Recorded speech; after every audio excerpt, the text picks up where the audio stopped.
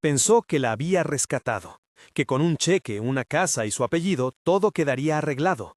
Iba a dejar a su esposa, hasta que descubrió que era el quinto de su amante. La sala del tribunal olía a madera pulida y café frío. Las cámaras formaban una media luna en la galería. Los flashes eran un metrónomo implacable.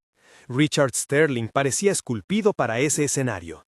Traje oscuro, corte perfecto, la corbata con nudo impecable y un Rolex que brillaba como si no supiera de modestia. Su barbilla parecía una sentencia en sí misma. A su lado, Marcus Stone no pestañeaba, su sonrisa era filo legal.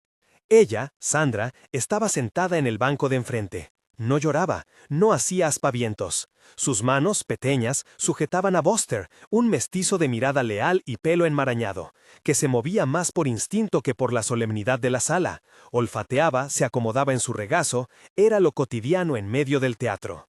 Sandra llevaba un abrigo discreto, el tipo de ropa que no exige atención y sin embargo, atraía miradas cuando uno se fija. No por lujo, sino porque su silencio olía a algo más peligroso que la ostentación. Jessica Bain observaba desde el público, con la actitud de quien ha convertido su vida en un escenario permanente. Cabello perfecto, labios entonados en una indiferencia calculada, los dedos jugando con un collar que costaba tanto como una hipoteca. Ella era la amante exhibida, el trofeo, el filtro en la vida real. El juicio arrancó como un ritual. Mociones, objetores, el golpe seco del mazo del juez que quiere creer que el mundo se ordena con ruido metálico. Richard y Marcus habían venido con una ofensiva clara: anular la pretensión de Sandra, reducirla a una suma simbólica y cerrar el capítulo. Una separación civilizada, dijeron en las entrevistas filtradas. $10,000. Eso fue lo que el equipo de Richard ofrecía como cifra final. $10,000 para apagar una historia que para él no era más que un escollo en su ascenso. Pero el caso tenía otras reclamaciones. Arthur Pendleton, el abogado de Sandra, calmado y con una paciencia de juez, pidió algo que nadie esperaba: una auditoría completa de Sterling & Finch. No era solo divorcio, había nombres, flujos de dinero, transferencias que no cuadraban. «Queremos transparencia», dijo Arthur con la voz de quien conoce los mecanismos y sabe cómo desarmarlos uno a uno con lectura fría y tablas. No vas a creer cómo calmada puede tornarse la ira cuando está disfrazada de compostura. Richard estaba acostumbrado a ganar antes de empezar, a comprar silencio, a pagar sonrisas, a ordenar su vida como se organizan billetes en una cartera, por denominación y prioridad. Había apostado a que el prenup, ese contrato frío y técnico que firmaron al comienzo, lo blindaría, lo hacía sentir invulnerable. Un prenup puede definir la distribución de bienes en caso de divorcio. Le decía que todo lo que él tenía quedaría bajo su control. Pero ignoró algo elemental: el prenup no compra la narrativa. Y, en esta historia, alguien había decidido reescribirla. Si te interesan las historias donde el poder se resquebraja y la justicia tiene un sentido casi poético, suscríbete ahora. Aquí va lo que pasó después. El primer bloque del juicio fue una coreografía de posturas. Marcus abrió con un discurso afilado. Sandra, dijo, era una mujer sin historial patrimonial digno de consideración. El matrimonio había sido una elección consciente, y el prenup demostraba la intención de ambas partes. Luego, en la pausa técnica que reservan los abogados para preparar el siguiente movimiento, el perito contable de Arthur presentó un puñado de documentos. Copias de correos electrónicos, un extracto contable, una transferencia internacional Bootstrap con un nombre propio, Sterling & Finch, cuenta corporativa, concepto ambigua, un apartamento en el downtown a nombre de un tercero, un pago a una tarjeta de crédito que luego fue cancelada. Pequeñas piezas de un rompecabezas que no revelan método, pero sí intención. No voy a explicarte la ingeniería por detrás. No hace falta para entender el daño. Basta ver la imagen. Dinero de la empresa que fluye hacia lujos personales que no figuran en los libros oficiales. Arthur dejó la información como quien deja una semilla para que el público la vea. Sus palabras fueron sencillas. Si hubo un uso indebido de fondos, si se emplearon recursos de la compañía para beneficio personal, eso no lo solucionará un prenup. Era una frase que quemaba en el oído de Richard. La sala se tensó. Jessica, la imagen de la amante, clavó sus uñas en el asiento y sonrió por primera vez sin pudor. En su teléfono, la pantalla brilló. Notificaciones, likes, colas de fans que no sabían que asistían al capítulo en vivo de un melodrama. La diferencia entre el mundo real y el virtual es que el segundo premia la caída del primero con visualizaciones. Flashback. 2 años antes, en una terraza con copas y una vista que acentuaba el ego de ambos, Richard había conocido a Sandra. Él la había rescatado de una situación financiera puntual, una deuda antigua, una hipoteca heredada, y lo contó como si narrara una gesta. Le ofreció trabajo, le pagó la entrada a una vida que ella no había pedido sin gloria. Ella aceptó. Se casaron con la bendición de su cuenta bancaria y el contrato prenupcial, que Richard hizo firmar con la misma satisfacción con la que se pone la corbata. Para él era una inversión, para ella fue un respiro. Pero la vida real tiene esa tara, no se organiza según las categorías que uno impone. En la intimidad, Sandra no era el personaje que su esposo creía. No se desvivía por joyas ni por etiquetas. Tenía lecturas que nadie adivinaba, una educación discreta y una red de relaciones que no encajaban con la etiqueta de simple esposa. Guardaba papeles en un sobre que mantuvo bajo llave durante meses. Cuando se casaron, no lo contó. Lo que hoy parecía una omisión fue en realidad una estrategia. Aprender, observar y esperar. No por rencor, sino por prudencia, porque ella había aprendido que la discreción es a veces la única arma de quien no quiere pelear en campo abierto. Volvemos al presente. En el receso para almuerzo, la tensión explotó en el pasillo como una tormenta contenida. Richard se acercó a Sandra con la intención de humillación. Marcus había preparado el terreno. Quería que ella sintiera la maniobra, que viera en vivo cómo se la despojaría de dignidad y recursos. $10,000 y un pacto de no competencia, murmuró Marcus a la prensa que lo esperaba. Para Richard, la venganza y la tranquilidad económica marchaban juntas. Sandra, al escuchar la suma, no cambió el gesto. Fue entonces cuando sucedió lo inesperado. Un video filtrado comenzó a circular en los teléfonos de los periodistas. No era el video de una infidelidad íntima. Era la captura de un chat, mensajes cortos, directos, un mapa de transferencias. En la pantalla de un teléfono aparecía un archivo titulado Sponsors List, 5 líneas, 5 entradas, cada una con un nombre, una cantidad y un código que referenciaba una transferencia.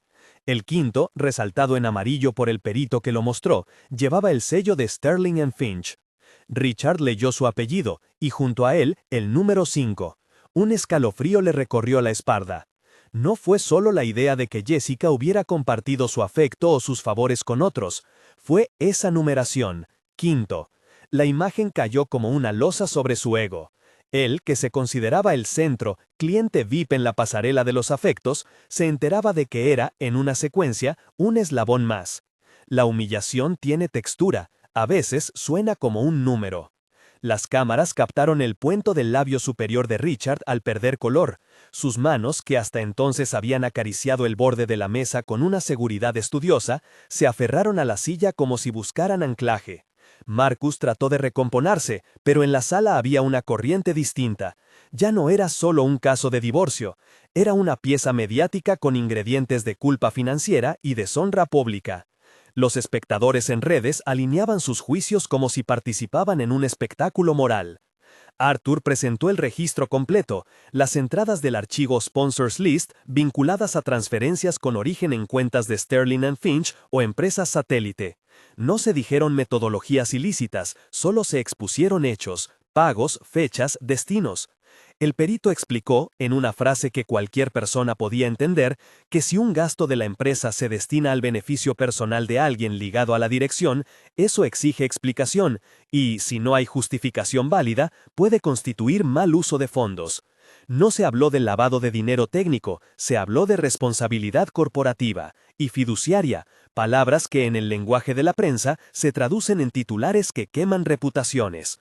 Richard intentó narrarlo como un malentendido. No sabía, llegó a decir, como si la ignorancia fuera un bálsamo. Pero la evidencia tiene una costumbre cruel. Cuando es clara, reduce la posibilidad de disfraces.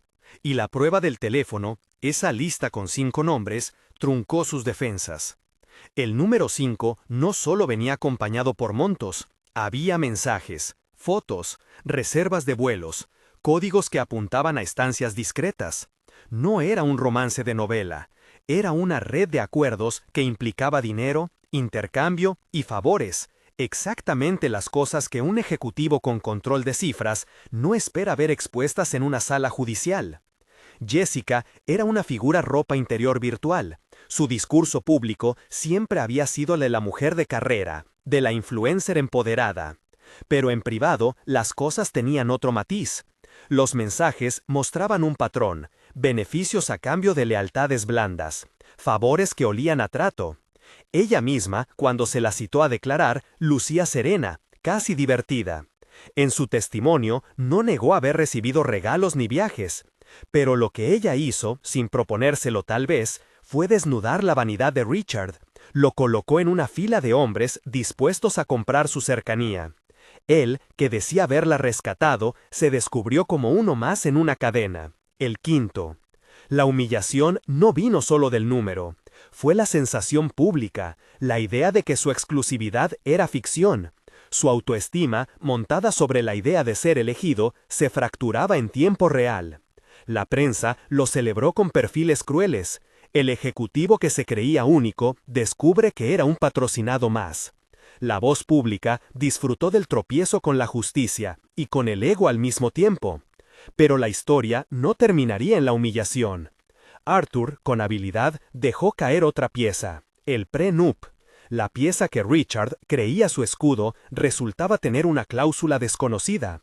Fue, en apariencia, el golpe maestro, un apartado que hablaba de actos de mala fe que perjudiquen a la parte contraria y que habilitaba a Sandra, bajo determinadas condiciones, a reclamar no solo bienes matrimoniales, sino también que se investigara el origen de ciertos activos.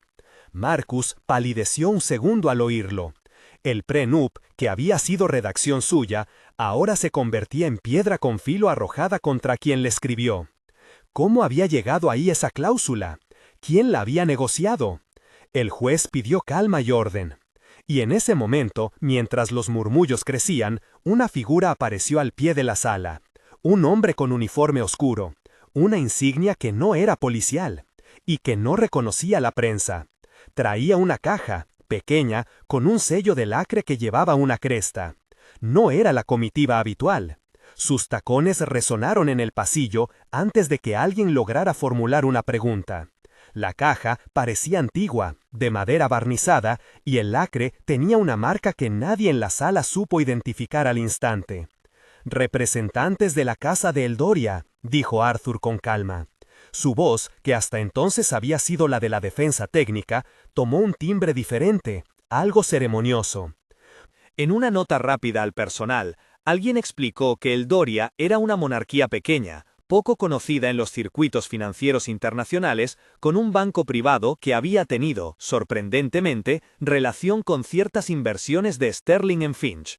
Era una explicación breve y, en buena parte, indefinido en cuanto a la jurisdicción exacta y los matices legales, pero suficientemente clara para alterar el ánimo del público.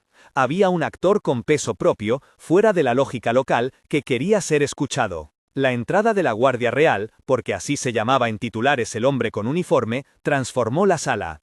No era una escena de película, era algo más desconcertante. La caja, puesta sobre la mesa del tribunal, llevó con ella la promesa de algo que iba más allá del dinero: identidad, linaje y obligación. En el sello, la cresta del Doria parecía decir sin palabras que la historia tenía raíces que venían de lejos. Sandra, por su parte, no había hecho gesto. Solo movió la mano hacia Buster, como quien reúne fuerzas para lo que viene. La tensión alcanzó un voltaje nuevo. ¿Qué tenía que ver una casa real con un divorcio millonario? Los teléfonos vibraban, los portales financieros cambiaban cabeceras. La presencia de la caja no respondía a la lógica usual, traía un peso simbólico quenollo, una herencia que no se había revelado, una conexión que iba a trastocar el relato que Richard había construido sobre su figura. Marcus trató de minimizarlo. «No es relevante», dijo con firmeza, como si la realidad se someta a la voluntad de un litigante. Pero la evidencia no es argumento. La caja fue abierta. Dentro, y aquí la sala contuvo la respiración, había documentos con membretes, un sello en relieve y una carta con papel de alto gramaje. La carta, leída por Arthur en voz alta, hablaba de una identidad que Sandra nunca usó hasta ese momento: Sandra Sofía Balwis, heredera de la casa Balwis del Doria, con bienes y autoridades que excedían el alcance de una simple pelea matrimonial. En el pasillo, Richard apoyó la frente contra la pared, como si el golpe hubiera sido físico. Ver la letra de su mujer ligar a una familia que él desconocía era otra humillación. Descubrir que la esposa que él había intentado pisotear tenía raíces en una tradición que ni siquiera imaginó. La caja no solo traía documentos, traía una reversión de roles. El hombre que creyó comprar una vida descubría que había subestimado por completo el tablero. Arthur no tardó en utilizar la carta como parte del andamiaje legal. Las conexiones financieras entre el Doria y ciertas instituciones estaban registradas. El banco, que según la correspondencia había financiado ciertos proyectos, se hizo presente como testigo no tradicional. No voy a afirmar detalles jurisdiccionales que exceden lo que se ha presentado. Sobre la operativa internacional, cabe decir que algunos aspectos quedan indefinidos por la complejidad del derecho transnacional. Lo importante para la sala, y para la cadena de causas y efectos, era que había una entidad con recursos y voluntad para reclamar lo que consideraba impropio uso de sus fondos. En el público, alguien murmuró: ¿entonces no es solo dinero de la empresa? Y la respuesta, en ese momento, fue no tan clara. Había capas: recursos corporativos, préstamos, cuentas puente. La narrativa se volvía una cebolla, una capa tras otra, cada una con olor propio. Para Richard, las capas eran amenazas personales: su reputación, su carrera, su libertad. Para Sandra, eran herramientas. Fue entonces cuando la sala percibió otra pieza del rompecabezas. La lista Sponsors List no era un anexo menor. Tenía una lógica empresarial: contratos, nombres, fechas y códigos. Y uno de esos códigos apuntaba a Jessica Vine. Otro, enlazado con el banco de Eldoria, sugería que no todo era espontáneo ni emocional. Había estructura, había flujo. La primera parte del proceso terminó con un pequeño gran terremoto. La magistrada, silenciosa, implacable, ordenó congelar provisionalmente ciertas cuentas mientras se verificaban los orígenes de fondos. El término legal exacto y su alcance pueden variar según jurisdicción. Aquí conviene señalar que la medida fue de carácter cautelar, destinada a preservar activos durante la investigación. No es una condena, es una medida preventiva. Para la opinión pública, en cambio, son cadenas que suenan igual que esposas. Los flashes fueron más intensos cuando, al salir al pasillo, la prensa interceptó a Jessica. ¿Eras la única?, le preguntó un reportero con la voz de la jauría. Ella sonrió, ese gesto aprendido de quien siempre está preparada para la cámara, y dijo: «Lo que pasa fuera de cámara no siempre es lo que parece». No respondió al número, no lo negó. Su ambigüedad fue un puñal para Richard. Ver a su amante evadir la pregunta mientras la evidencia le colocaba el número 5 en la frente fue un espectáculo para los cronistas. Él, que pretendía imponer el relato de víctima y agresor en su propio tablero, veía cómo su papel se reducía a un episodio de un serial donde no era protagonista sino figurante. Mientras tanto, Sandra recogía a Buster del banco y salía sin hacer show. No gritó victoria, no alzó la mirada para fanfarronear. Apenas caminó junto al representante de Eldoria, su paso más firme que la mayoría de las declaraciones de amor público que Richard había recibido. La serenidad de quien tiene cartas guardadas no es melodramática, es devastadora por su normalidad. Y así, con la sala aún tiritando por la tembladera pública, la historia dejó de ser un caso de parejas para convertirse en una trama que involucraba dinero, instituciones y un linaje que nadie había previsto. Pero la parte más dolorosa para Richard aún no había sido leída en voz alta por la prensa ni expuesta en los titulares. La etiqueta de Quinto pendía sobre su nombre, esperando ser confirmada por algo más que un extracto de chat. Eso vendría, pero no en ese instante. Entre los archivos se encontraba, sorprendentemente, un recibo que vinculaba una transferencia de Sterling & Finch con el pago de una estancia en un resort que habitualmente recibía patrocinadores de alto perfil. El recibo no solo mencionaba a Jessica, también listaba fechas y un código que sugirió una periodicidad.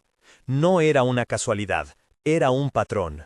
Richard vio su nombre otra vez en la pantalla, pero esta vez con una cifra que no quería ver: el orden en la lista. Quinto. El sentimiento fue distinto. Antes era mortificación, ahora era combustión. Un hombre que había pensado en retirarse de su matrimonio con la frialdad de quien coopta bienes, se encontraba con la certeza de que, en el mundo emocional de su amante, ocupaba una plaza menor. No era el inicio ni el broche, era un capítulo en una serie. La cámara del tribunal lo grabó por última vez antes del receso largo. Un hombre que, por instinto, todavía intenta recomponer su mundo. Afuera, la ciudad seguía su curso. Dentro, la caja, con el lacre, y las pruebas digitales seguían su curso. La verdadera batalla, la que definiría reputaciones y balances, no había empezado todavía. Pero el tablero estaba puesto, y las piezas, ya en movimiento, prometían jugar una partida donde el orgullo, la ley y la discreción tendrían su propia temporada de preguntas y respuestas. La historia que parecía encaminarse hacia un desenlace previsible, un divorcio empañado por orgullo y dinero, se abrió como un mapa con rutas clandestinas.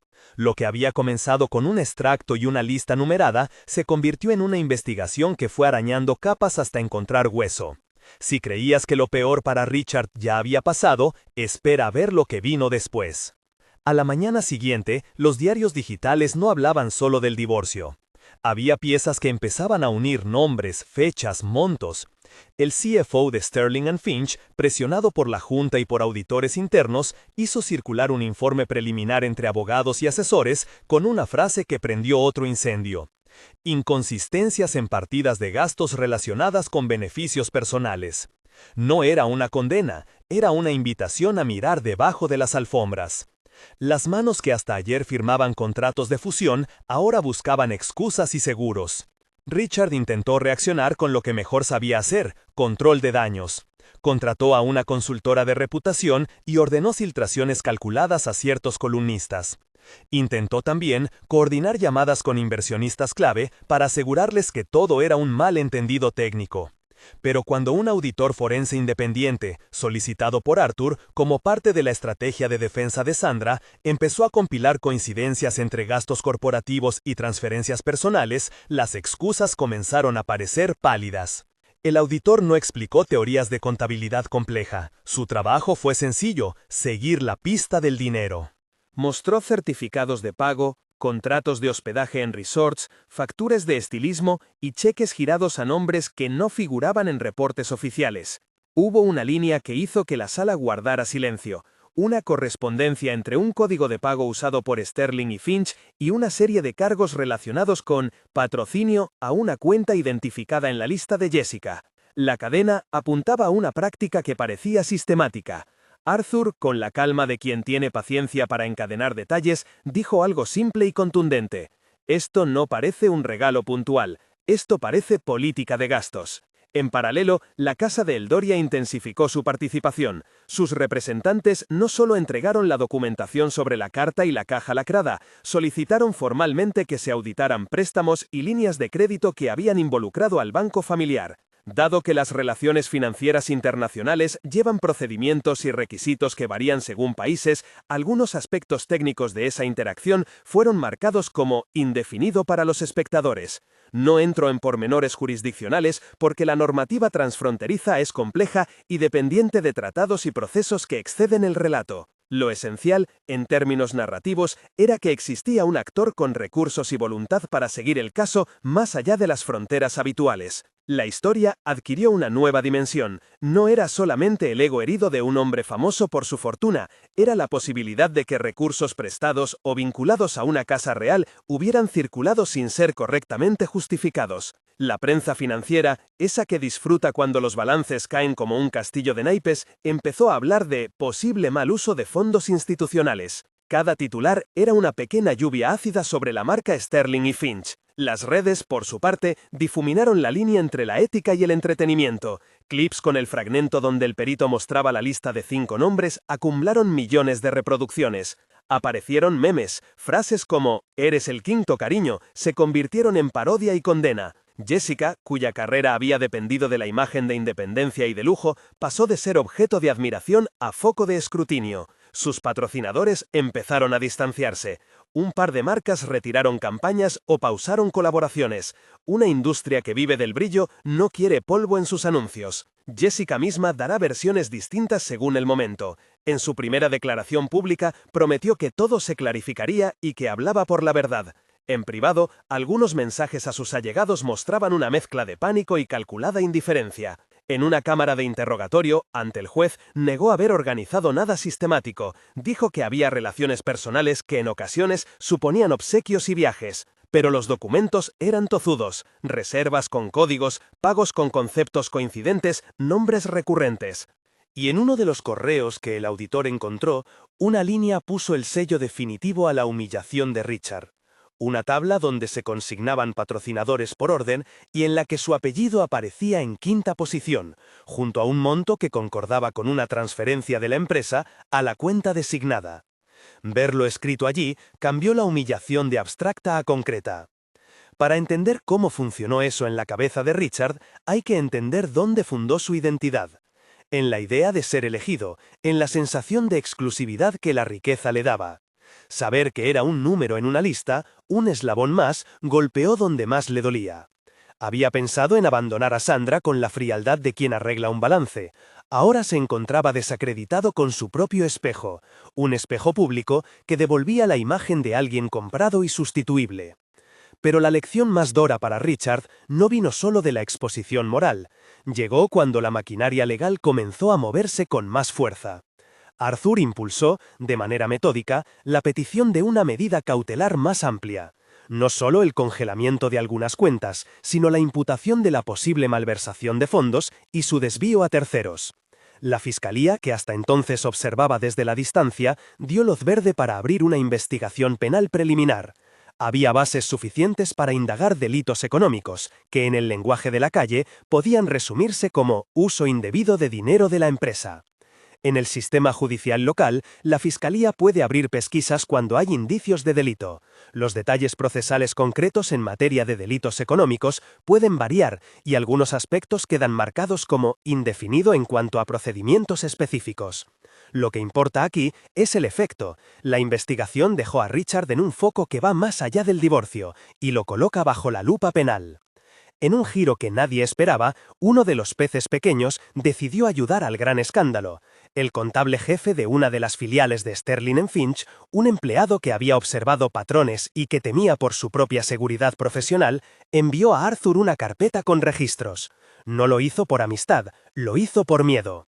Su testimonio, anónimo al principio, añadió piezas que confirmaban transferencias repetidas con conceptos que no coincidían con la actividad declarada.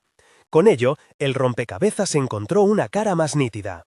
Richard, que había pensado poder intimidar o comprar voluntades, se encontró con la traición de quienes habían estado a su alrededor, no por ideología, sino por supervivencia. Las consecuencias corporativas fueron inmediatas. En la sesión de emergencia de la Junta de Sterling & Finch, que se filtró en partes a la prensa, la directora financiera habló de protocolo de recuperación y anunciaron una auditoría externa. Los inversores, nerviosos, empezaron a retirar confianza, las acciones bajaron, los contratos se congelaron, acuerdos pendientes fueron renegociados. En el mundo de los negocios, la confianza es tan frágil como la reputación. Cuando cae, trae efectos reales, proyectos aplazados, despidos, reestructuraciones. La caída que empezó como rumor se hizo tangible en números. Richard intentó una maniobra desesperada, buscó a Jessica en privado para que negara lo de la lista. La escena que se dio en una sala de catering privada, recogida por un ojo indiscreto de la prensa, fue el acto final de un teatro absurdo. Jessica, rodeada de su habitual seguridad performativa, no negó el esquema, se limitó a decir, en voz baja, que las relaciones siempre habían sido un intercambio complejo. No se trata de pertenecer a nadie, dijo, pero no explicó la lista. Sus palabras, crípticas, no bastaron. La prensa volvió a insistir. ¿Era Richard el único? ¿Había sido el quinto? La evidencia le dio la respuesta a la jauría social. La humillación, sin embargo, ya había cumplido su parte. La imagen pública de Richard estaba fracturada. La presión mediática terminó por empujar a uno de los consejeros de Sterling & Finch a pedir la renuncia inmediata de Richard como CEO. Se negó. La Junta, temerosa de volatilidad mayor y de responsabilidades fiduciarias, presionó hasta que la renuncia fue presentada. Una vez fuera de su torre ejecutiva, Richard vio que su control se desvanecía con la rapidez de lo imprevisible. Los teléfonos dejaron de sonar como antes, sus aliados se volvieron cautelosos. Marcus, el abogado que hasta entonces había desplegado estrategias ofensivas, debió cambiar de táctica. La defensa pasó de ser brillante a defensiva. El bufete contrató a especialistas en delitos económicos, pero la retórica ya no bastaba. La investigación penal avanzó, se presentaron cargos formales por malversación de fondos y fraude contable. El proceso no fue exprés, los juicios de este tipo suelen ser largos y técnicos. Sin embargo, en lo que podía ser visto a simple vista, Richards perdió una cosa que valoraba más que el dinero: la narrativa. Su discurso de hombre hecho a sí mismo, víctima de circunstancias, quedó en evidencia como invención cuando salieron a la luz correos que sugerían instrucciones a subordinados para materializar pagos con códigos opacos. Hubo un día de detención que muchos recuerdan en las crónicas sensacionalistas. La Policía Federal llamó a la puerta del penthouse de Richard al mediodía. No fue una escena de serie televisiva con héroes corriendo entre cámaras, fue en cambio una operación sobria con protocolos y agentes profesionales. A Richard lo escoltaron con respeto formal, pero sin miramientos. Alguien le dejó su Rolex como si fuese un accesorio sin alma. La imagen de aquel hombre, esposado y sin corbata, recorrió el mundo por pantallas y noticieros. En su rostro había algo entre incredulidad y pánico, un hombre que había tejido su identidad en una madeja de privilegios y que ahora veía cómo se deshilachaba. Su arresto tuvo efectos en cadena. Los medios alimentaron el relato, la opinión pública pedía respuestas y aunque la justicia debe impartirse según procedimientos, la condena social había sido rápida. Jessica, por su parte, vivió su propia caída. Sus ingresos disminuyeron cuando marcas rompieron contratos, su comunidad virtual se redujo y su imagen quedó asociada a la explotación de relaciones por beneficio. No la convirtieron en villana exclusiva, la historia no era tan simple, pero su brillo se apagó. Las colaboraciones pagadas se volvieron escasas y su influencia se desvaneció como brillo en agua. Llegó el momento del juicio penal. Los pasillos de la sala estaban tan llenos como en la primera audiencia, pero la atmósfera era distinta. Ya no era un tribunal de divorcio, era un tribunal que juzgaba responsabilidad pública y manejo de recursos. Arthur presentó con habilidad una narrativa que conectó hechos, contratos, órdenes de pago, transferencias y el contexto de la lista. No buscó humillar por humillar, presentó hechos. La fiscalía, por su parte, armó un argumento sólido sobre la responsabilidad fiduciaria de la gerencia. Richard, en la sala, intentó recuperar dignidad. Se defendió con la retórica de siempre, que las decisiones eran delegadas, que no tenía conocimiento directo de cada movimiento. Pidió perdón con una voz que sonaba a cálculo. Sus lágrimas, cuando vinieron, fueron interpretadas por unos como auténticas y por otros como tardías. En las audiencias hubo testimonios que lo castigaron por sí mismos, empleados que dijeron haber recibido instrucciones ambiguas y haberlas ejecutado por temor, contables que contaron pagos con notas de gestión confusa. Todo ello fue hilvanado para demostrar que, aunque no se describiera un plan maestro criminal, sí existió negligencia grave y aprovechamiento de un sistema para beneficio propio. El juez, consciente de la carga simbólica del caso, habló durante la lectura de la sentencia de la importancia de la responsabilidad en la gestión de recursos colectivos. Condenó a Richard a varios años de prisión por fraude y malversación, con una multa significativa y una orden de restitución parcial de fondos a la compañía. Además, incluyó una medida simbólica que hizo que la prensa no dejara de hablar: trabajo de reinserción en tareas que obligaran a Richard a convivir con labores que siempre miró desde la distancia. Se le asignaron jornadas comunitarias en un centro de servicio social, con un área de atención doméstica, una lavandería comunitaria dentro del programa de reinserción, donde estaría a cargo de tareas humildes bajo supervisión. Algunos comentaristas juzgaron la medida como payasada punitiva, otros la vieron como una lección humanizadora. Yo me limito a relatarlo. La sentencia incluyó trabajo en una lavandería como componente simbólico, y esto fue parte de la expresión judicial de castigo restaurativo en este caso particular. La forma exacta y la procedencia de tales medidas depende de normas locales y puede variar.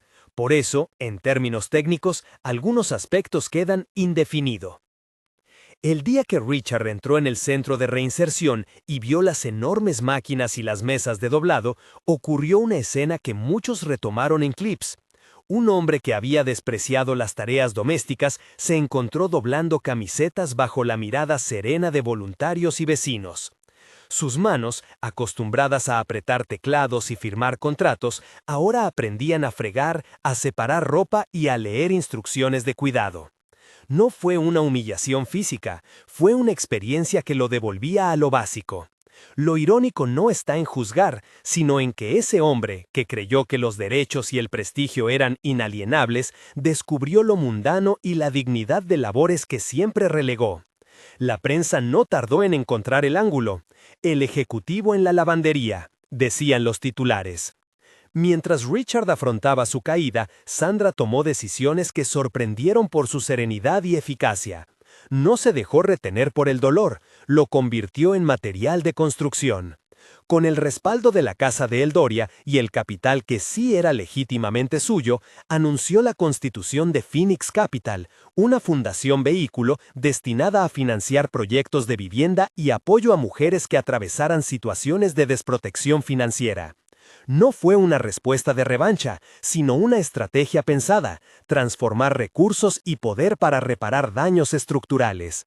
Su discurso en la presentación fue breve, claro y sin aspavientos. Habló de responsabilidad social, de transparencia y de la necesidad de crear instrumentos que impidieran que historias como la suya se repitieran. En los actos públicos, Sandra fue reservada, casi austera. Prefería poner el foco en la obra y no en el drama personal. Con Buster a su lado, ahora con placa de identificación y un perfil que lo volvía símbolo del proyecto, recorrió apartamentos rehabilitados y centros de asesoría legal que su fundación financiaba. Los medios, que antes habían buscado la foto de la esposa derrotada, encontraron ahora una figura pública enfocada, fuerte, que no necesitaba elevar la voz para hacerse escuchar. La narrativa pública se desplazó, de la exposición personal al trabajo comunitario. Phoenix Capital no fue un escaparate. Puso en marcha líneas de microcrédito, asesoría legal para parejas en riesgo de abusos patrimoniales y un servicio de conciliación financiera. Sandra pidió comité independiente de auditoría desde el principio, aprendió la lección de no confiar sin verificar. Su gestión se basó en la transparencia. Todo desembolso y criterio de financiamiento se publicaba con resumen comprensible. El símbolo se completó cuando Phoenix ayudó a recuperar a algunas víctimas de prácticas similares, mujeres que habían sido presionadas a firmar cláusulas abusivas, personas que habían visto sus cuentas bloqueadas. La fundación ganó aliados y resultó, para muchos, una forma de restituir algo a la comunidad. Jessica, por su parte, entró en un proceso de pérdida de influencia. Algunos intentos por rehacer su carrera fallaron. Ofrecieron entrevistas y docuseries que no llegaron a buen puerto porque la confianza del público se había quebrado. En su caso hubo sanciones económicas, reclamaciones por parte de patrocinadores y demandas por pagos pendientes. No hubo, en su caída, una venganza explícita por parte de Sandra. El peso se produjo a través de la pérdida de mercado y relevancia. La vanidad patrocinada sin ética sostenible se mostró débil frente a la evidencia. Consciente de esto, Jessica aceptó un período de baja mediática y, según fuentes de su círculo, buscó volver a reestructurar su vida lejos de la ostentación. La reputación de Marcus, el abogado agresivo de Richard, quedó manchada. En audios filtrados en el juicio se escucharon discusiones frías sobre cómo manejar pruebas y cuándo aceptar pérdidas. Marcus tuvo que enfrentar investigaciones profesionales por posible conducta irresponsable al redactar el prenup y por tácticas que buscaban intimidar. No se trató de un linchamiento, se trató de que las instituciones profesionales reaccionaron ante pruebas públicas de prácticas cuestionables.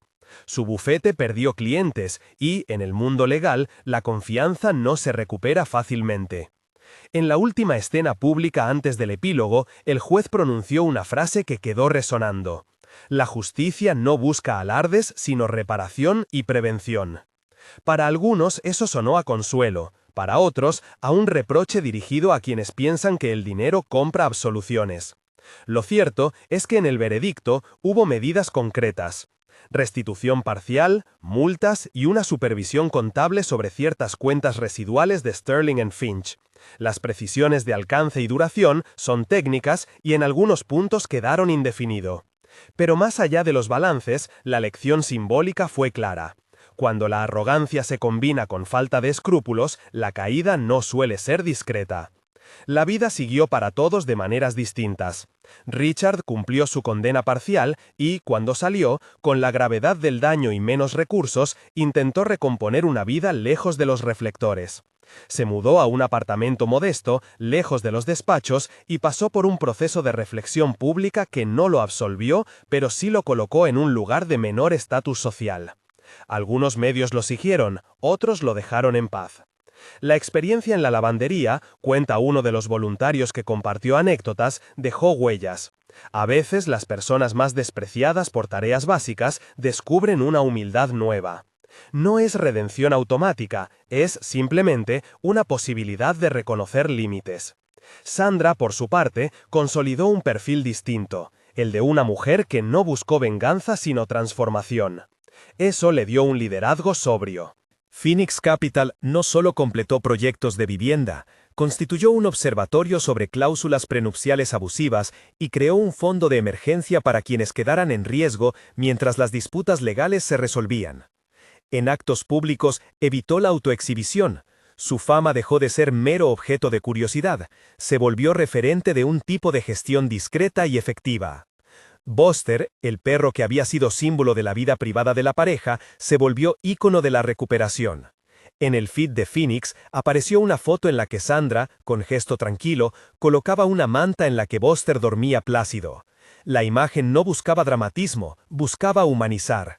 Las redes respondieron con cariño, y la historia de ese perro pasó a ser un recordatorio de que detrás de las piezas públicas hay seres que sufren y que merecen cuidado. En la arena pública quedaron lecciones difusas pero potentes. Primero, el poder no es ausencia de responsabilidad. Segundo, la fama efímera de las redes se paga caro cuando se convierte en plataforma para prácticas opacas. Tercero, la discreción estratégica no es sinónimo de debilidad. Cuando se ejerce bien, puede transformarse en herramienta de justicia. Sandra lo entendió. No levantó una venganza pública, construyó instituciones. A quienes siguen este tipo de historias les queda como moraleja un espejo. ¿Qué pesa más, la necesidad de poseer o la de construir? En el caso de Richard, el deseo de control lo cegó. En el caso de Sandra, la prudencia la llevó a actuar con paciencia hasta que el tablero cambió a su favor. Incluso en la caída de Jessica hay una enseñanza. La vida pública, sin brújula ética, termina por consumir la puesta en escena. Ahora te lanzo la pregunta, directa y sencilla, como lo haría al final de cualquier historia así. ¿Tú qué hubieras hecho en el lugar de Sandra? ¿Habrías esperado a que las piezas cayeran por sí solas o habrías salido a luchar desde el primer día? Déjamelo en los comentarios, y si esta historia te dejó pensando en la fragilidad del orgullo y la fuerza de la discreción, dale like y suscríbete para más relatos de justicia poética y dramas que parecen guionados por la vida misma. El caso terminó en los libros de sociedad y en sesiones de estudio en facultades de Derecho, pero la parte que más interesa a quienes lo vivieron de cerca no fue la suma de cargos ni las cifras recaudadas en multas, fue la manera en que la verdad, cuando se articula con paciencia, termina por trastocar jerarquías. Sandra no celebró el daño ajeno, construyó algo nuevo. Richard pagó por sus decisiones, algunos dirán que sufrió necesaria y merecidamente, otros que fue objeto de espectáculo. Lo relevante es que, en la cadena de eventos, la responsabilidad tuvo consecuencias tangibles. Al cerrar este relato te recuerdo algo que quizás suene simple, pero es cierto. El orgullo construye torreones, pero la discreción y la ética construyen puentes. Si te interesa que sigamos analizando casos donde la justicia poética mezcla tribunales y vida social, suscríbete y comparte este vídeo con alguien que disfrute de historias de drama real con un final que enseña. ¿Crees que el castigo fue adecuado? Y la respuesta de Sandra, ¿justa o excesiva? Cuéntamelo abajo.